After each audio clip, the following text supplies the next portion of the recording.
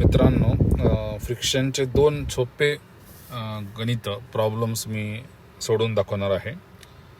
पहिला जो प्रॉब्लेम आहे तो अगदी सोपा आहे. त्याच्यामध्ये एक ब्लॉक दिलेला आहे. हा ब्लॉक आहे आणि या ब्लॉकचं वजन दिलेलं आहे 35 किलो मास त्याचा. म्हणजे हा 35 किलोचा ब्लॉक आहे आणि हा आपण ढकलण्याचा प्रयत्न करतो आहे. हा ढकलला जात नाही आहे, परंतु आपण फोर्स लावतो आहे आणि या फोर्स आहे 150 न्यूटन्स. हा फोर्स जो आपण अप्लाय करतो आहे तो 150 न्यूटन इतका आहे आणि आपल्याला काढायचा आहे त्याचा कोएफिशियंट ऑफ फ्रिक्शन. हा सरफेस आहे हॉरिझॉन्टल सरफेस आणि याला आपण पुल करतो ह्या ब्लॉकला या सरफेसवरनं. हा फ्रिक्शन असलेला सरफेस आहे, फ्रिक्शनलेस नाही आहे, त्याला फ्रिक्शन आहे आणि फ्रिक्शन असल्यामुळे ब्लॉक आणि सरफेसमध्ये त्याचा एक कोएफिशियंट ऑफ फ्रिक्शन आपल्याला काढायचा आहे, तो म्हणजे म्यूएस काढायचा आहे.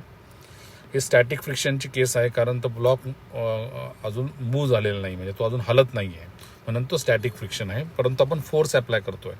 हा फोर्स जो आपण अप्लाय करतो तो गेला कुठे, तर तो जो फोर्स आपण 150 न्यूटनचा अप्लाय करतो आहे तो फोर्स फ्रिक्शन ओव्हरकम करण्यासाठी वापरला जातो आहे. So that force is equal to frictional force.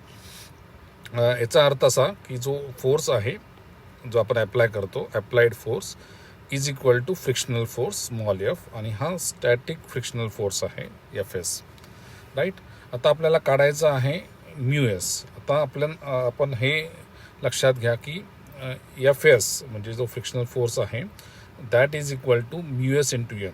हे आपण रिलेशन अगोदर definition of frictional force of static फ्रिक्शनमध्ये शिकलेलो आहोत. कुठलं डेरिवेशन की हा जो फॉर्म्युला आहे आपण अगोदरच समजून घेतलेला आहे. F S is equal to mu S N. हा फॉर्म्युला का वापरायचा आहे, कारण स्टॅटिक फ्रिक्शनची केस आहे म्हणून. आता याच्यामध्ये एन काय आहे, तर N is a normal force, normal contact force. आता नॉर्मल कॉन्टॅक्ट फोर्स जो आहे तो कसा काढता, तर ह्या फोर्स डायग्रामवरून आपल्याला लक्षात येईल की हा जो फोर्स आहे कॉन्टॅक्ट फोर्स हा वरती ॲक्ट होतो आणि हा जो वरती ॲक्ट होणारा फोर्स आहे that is balanced by the force which is downwards which is the weight, म्हणजे वजन.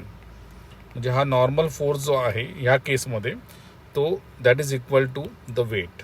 त्यामुळे हे एक दुसरं महत्त्वाचं सूत्र लक्षात ठेवायचं की द नॉर्मल फोर्स या केसमध्ये is equal to the weight. Normal force is equal to weight. नाव normal force is equal to weight जर असेल तर आपल्याला नॉर्मल फोर्स काढता येईल, because weight is equal to M into G. तर मास दिलेला आहे 35 किलो, तर mass is 35 kilo. G is 9.8 metre per second square. So 9.8 metre square metres per second square. So 35 into 9.8 इतका न्यूटन हा झाला तुमचा नॉर्मल फोर्स. तो 35 into 9.8 झाला नॉर्मल फोर्स. तर इथे मी या फॉर्म्युल्यामध्ये 35 इंटू 9.8 याची किंमत टाकतो आणि F is equal to F S असल्यामुळे आणि आपल्याला हा अप्लाइड फोर्स दिलेला असल्यामुळे 150 न्यूटन्स याची किंमत मी 150 टाकतो. अशा पद्धतीने आपल्याला या फॉर्म्युल्यामध्ये याची किंमत माहिती आहे, याची किंमत माहिती आहे, त्यामुळे आपल्याला कोएफिशियंट ऑफ स्टॅटिक फ्रिक्शन सहज काढता येतो. तर मी इथे काढून दाखवलेला आहे तो coefficient of static friction is equal to 150 upon 350 into 9.8 आणि हे तुम्ही सॉल्व करून बघा, तुम्हाला उत्तर मिळेल 0.4373. तो coefficient of static friction answer is 0.4373. हे तुमचं उत्तर आलेलं आहे. ओके. तर अशा पद्धतीने हे अगदी सोपा प्रॉब्लेम मी सॉल्व करून दाखवला आहे, ज्याच्यामध्ये आपल्याला कोएफिशियंट ऑफ स्टॅटिक फ्रिक्शन काढायचं आहे आणि ही स्टॅटिक फ्रिक्शनची केस आहे. दुसरी स्टॅटिक फ्रिक्शनची केस आहे, परंतु याच्यामध्ये गंमत अशी की हा वर्टिकल वॉल आहे, म्हणजे हा हॉरिझॉन्टल सरफेस नसल्यामुळे हा वर्टिकल वॉल आहे आणि या वर्टिकल वॉलचा प्रॉब्लेम कसा सॉल्व करायचा आहे, तर काय दिलेलं आहे की तो ब्लॉक जो आहे त्याचं वजन 10 किलो आहे. हा ब्लॉक आहे त्याचं वजन 10 किलो आहे आणि तो असं पक्क धरून ठेवलेला आहे.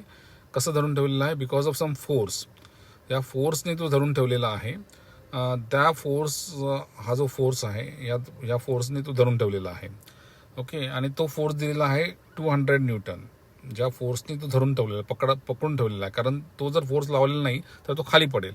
तर तो 200 न्यूटनने तो नॉर्मल टू द वॉल म्हणजे परपेंडिक्युलर टू वॉल असं धरून ठेवलेलं आहे, चिकटून ठेवलेला आहे. आणि हा चिकटल्या असल्यामुळे, याच्या कॉन्टॅक्टमुळे असल्यामुळे इथे नॉर्मल फोर्स ॲक्ट होतो. म्हणजे हा पी जो आहे तो ॲप्लाइड फोर्स आहे, तो ॲप्लाइड फोर्स आहे. म्हणजे आपण तो फोर्स ॲप्लाय करतो हा ब्लॉक धरून ठेवण्यासाठी. आणि एन आहे तो नॉर्मल फोर्स आहे. याचा अर्थ काय की P is equal to normal force. P is equal to normal force म्हणजेच नॉर्मल फोर्स किती झाला, normal force is equal to P is equal to 200 newton. हा आपल्याला एक सूत्र मिळालेलं आहे. दुसरा जो महत्त्वाचा मुद्दा आहे की आता हा जो ब्लॉक आहे हा धरून ठेवल्यामुळे, हा वजनामुळे त्याच्या खाली पडायचा प्रयत्न करेल. तो पडत नाही आहे, तो बिकॉज इट इज प्रिव्हेंटेड. आता हा खाली का पडत नाही आहे, तर हा खाली यामुळे पण पडत नाही की इथे फ्रिक्शन ॲक्ट होतो आहे.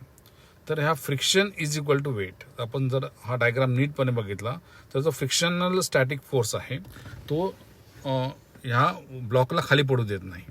तर व्हर्टिकली फ्रिक्शनल फोर्स आणि हॉरिझॉन्टली नॉर्मल फोर्स हा या ब्लॉकला पडू देत नाही. तर व्हर्टिकली आपण जर बघितलं तर व्हर्टिकली फ्रिक्शनल फोर्स जो आहे, static frictional force, this is equal to weight. This is equal to weight. त्यामुळे हे सूत्र लक्षात घ्या की frictional force is equal to weight. पण वेट किती आहे, तर weight is MG. Weight is equal to MG. त्यामुळे frictional force, static frictional force is equal to MG. त्यामुळे मी स्टॅटिक फ्रिक्शनल फोर्सचा फॉर्म्युला, दोन फॉर्म्युला आहे. Static frictional force is equal to mu S N. Mu s N च्या ऐवजी मी MG घेतला आणि इथे मी म्यूएस एन टाकला. तो F S is equal to mu S N. F एसच्या ऐवजी मी एम जी घेतला. म्यूएस एन आपल्याला काढायचा आहे आणि एन दिलेला आहे. N is what, N is equal to P. N is equal to P आणि तो झाला 200. So from this mu S is equal to M G upon N. एमची किंमत आहे 10 kg, जीची किंमत आहे 9.8 मीटर पर सेकंड स्क्वेअर आणि N is equal to P is 200. त्यामुळे 200 टाकला. यावरून आपल्याला coefficient of static friction which is 0.49 काढता आलेला आहे. This way we have calculated the coefficient of static friction.